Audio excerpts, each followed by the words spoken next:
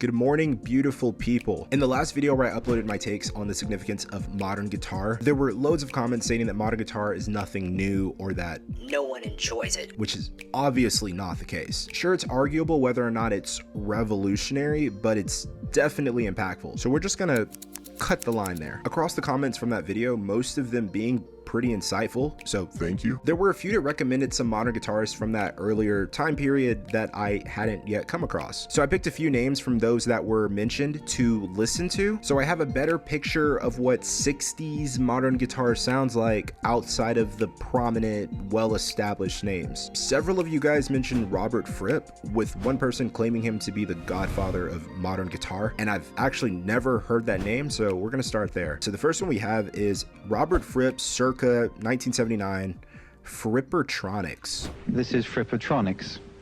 I think to name a sound after yourself is crazy. It must be pretty innovative for the time. I'm gonna assume I've never listened to Robert Fripp ever. So this is what early modulation looked and sounded like, I assume.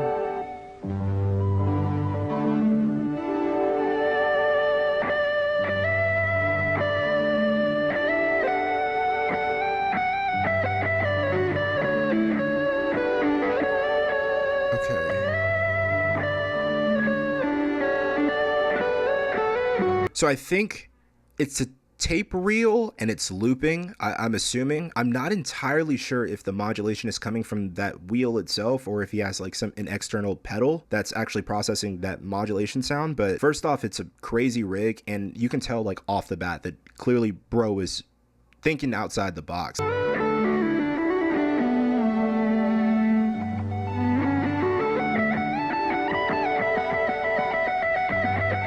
I mean, the tone is gorgeous, atmospheric.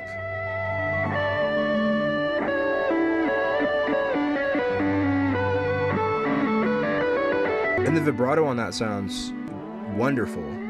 It's almost like overly expressed when it's matched with the modulation that's happening, which I'm still not entirely sure where it's coming from, but the tone is dialed really well. And what's so fascinating about guitarists who were crafting sounds like this in the 70s and 80s is that it's very clear that this was the foundation that a lot of tones and digital processes that we use on instruments now was derived from. So when you guys are saying that these older classic style guitarists set the precedent, like I completely understand. I get that. I mean, you almost had to, though, if you wanted to progress your sound in any way. There was kind of no other way to do it.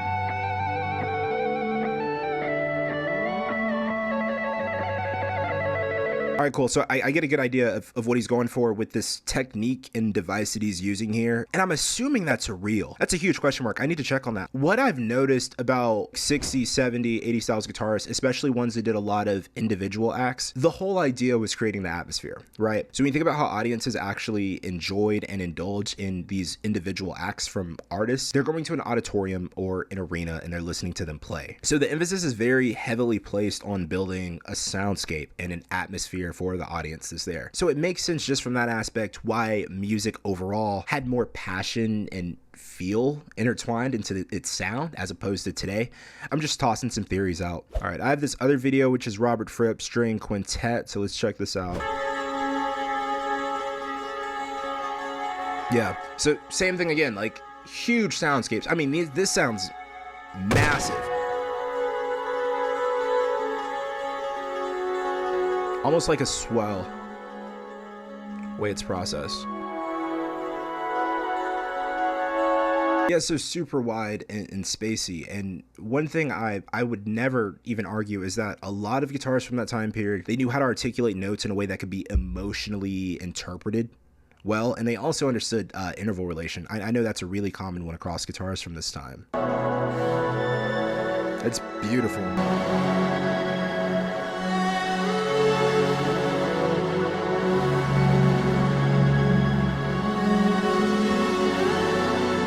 I'm gonna have to be careful because I would sit here and watch that entire thing. It's actually beautiful. It's like a whale song. That's kind of the energy I'm getting. This is essentially modern in a nutshell for that time period. Now, modern then versus now looks so very different. Creating soundscapes like that, especially with limited equipment, and I know everything wasn't as easy to process as it is now, but he's able to get like a really cool tone and style. And even compared to today's lineup of guitarists that you'd think of, you don't have many going for sounds like that. Now, it's also really niche, and it's usually a type of person that's trying to build these wide spheres of sound. It's beautiful. Honestly, I've never heard the name, but this is a masterpiece. So now we're going to check out 2023 Robert Fripp. I got to see what he's doing now.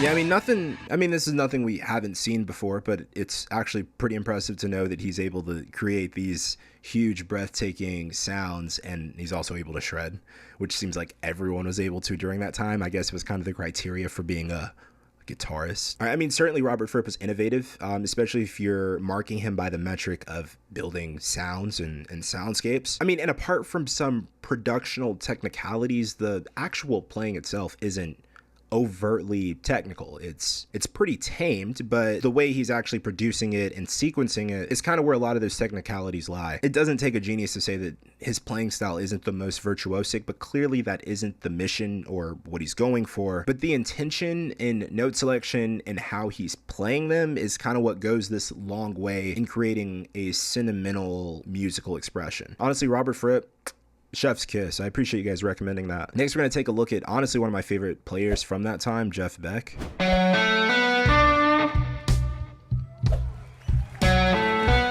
It's tasty.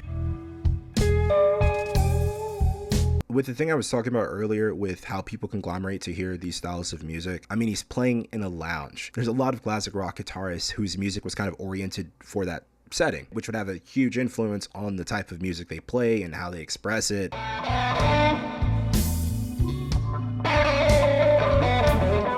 Yeah, that's nasty. Yeah, it's a very intentional style of playing. Like, it's soulful. You can hear a lot of passion and the bends and the breaks, and also the use of the tremolo, which he makes an exceptional play out of. One thing you immediately notice is that it's modern by a completely different set of standards. Comparing modern in the 80s and 70s is not the same as comparing it to the 2020s. Modern, sure, but also just very different. And also, audiences are very different.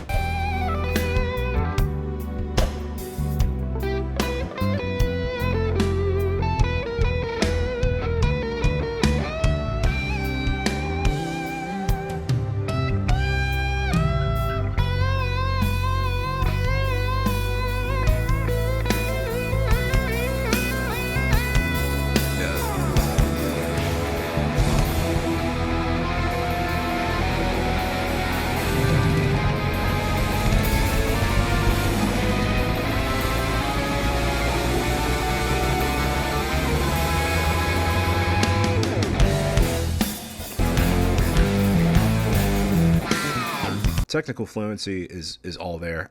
Like, it's clear, like, he knows how to play the guitar. Most of these still just fall under the umbrella of traditionalism. Like, it's all great stuff. It's tasteful, it's soulful, and it gives off a completely different feel from a lot of guitar works in the present. Overall, Beck does have a sound that you could find somewhere else. I mean, yeah, he's different, and when you hear him, you're like, oh, okay, yeah, that's Beck, but at the same time, it was consistent across the sounds that a lot of other artists during that time were expressing. Yeah, creative. Yeah, a little bit of individualistic flair. I mean, was it over the moon, like outside of the box and modern? Like, not really. Like, it just wasn't. Still good, though.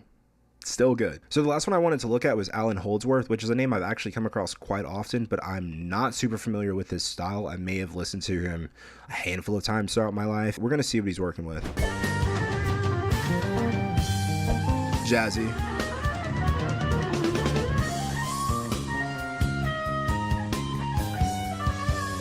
100% jazz inspired. He is a jazz musician, right? Like, off the bat, just through the use of the runs and the scales he's playing. The thing about a lot of jazz artists, especially during this time, is that it's quite linear. It's not like you're playing chords and then adding phrasings on top of the chords. A lot of times you're utilizing a scale on top of whoever's playing the progression in the back, like the rhythm, the drums, whatever.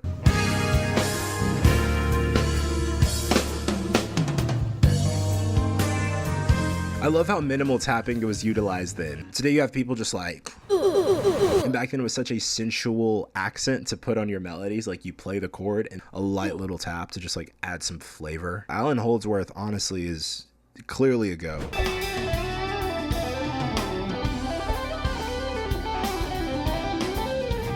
People who can do that, man, it's so impressive.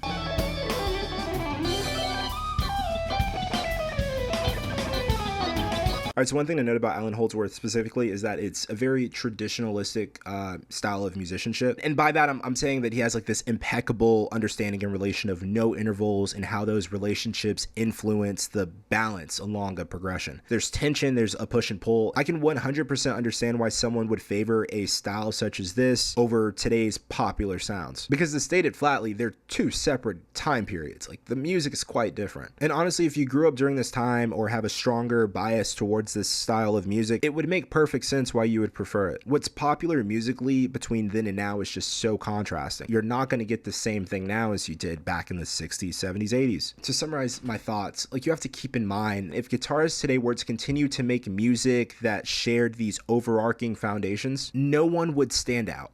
Like truthfully, each of these players that I watch perform without a doubt at prestigious levels, and the understanding they possess of music is so transparent, but it does still fall into the camp of traditionalism. It's like the dichotomy jazz musicians face. They're unmistakably the most adept musicians when it comes to sheer musical knowledge and even playing precision. However, so few of them reach that real accreditation outside of the jazz niche. Just think about guitarists in this day and age who indulge in this style of playing. They do exist and are likely in the prime of their careers, but look who the fanatics continue to go back to. Guitarists from the 60s, 70s, and 80s. So as a musician, you're easily better off shaping your style for a newer demographic, especially if that's the style that most resonates with you. And we can't forget that audience demographic is going to play a huge role when it comes to where artists choose to apply their skill points. If there's hundreds of guitarists who can pull off these styles exceptionally well and have already showcased it to a stratospheric degree, it's not like anyone is going to make room for a 26-year-old Allan Holdsworth emulator, because the success within that style is going to constantly be attributed to the OG he sounds like, Allan Holdsworth. It would be a constant uphill battle trying to become a mainstream guitarist who specializes in these styles while continuing to uphold the same ancient structures. It's just not enticing. I'd much rather adopt some of their features and apply them in new ways, which are often going to be expressed in a more fast-paced, dramatic fashion, because that's what I like, but that's me adding my artistic flair as someone who grew up in a different time period, utilizing different equipment, and listening to pretty different music. The majority of my inspirations are aligned with what's popular throughout my life, as most people's are. Although there are exceptions to that. But anyway, I'd say you're more praised for moving forward than you are penalized for not moving backwards. So most guitarists are obviously going to try to continue to keep the ball rolling, even if that means the people who loved guitar music in the 60s and 70s think it's the worst thing they could have created. Now, I love these 70s, 80s, 90s styles and have an absurd amount of respect for them, because while I may be able to replicate some characteristics in my own playing, I'll never be able to truly play the way they do. First off, because to achieve a level of proficiency within that style does take a great deal of commitment and time, as they all do, but you understand. And second, it's just not my time period, right? Unless I already had an innate gravitation towards playing that style. I'm saying this from an overall sense, but as an artist, I would want to make my mark among my peers, not guitarists who've already played their careers out. Taste does change over time, and I think modern guitar has given us a glimpse of what that preferential progression looks like beyond the golden age of guitar. Guitar music is just evolving, and honestly, whether you care for that evolution or not is kind of irrelevant. All right, that's all I got. I really just wanted to address my thoughts, and I mean no disrespect towards the classic period of guitar. I'm just giving my thoughts as a new age guitar player that consumes and enjoys guitar music from different areas across various styles. Also, we're trying to hit 20K by the end of the year, so if you guys enjoy the videos and would like to support and be a part of the journey, a like and a sub would mean an absolute ton. Anyway, thank you for stopping by, and I will see you guys next time.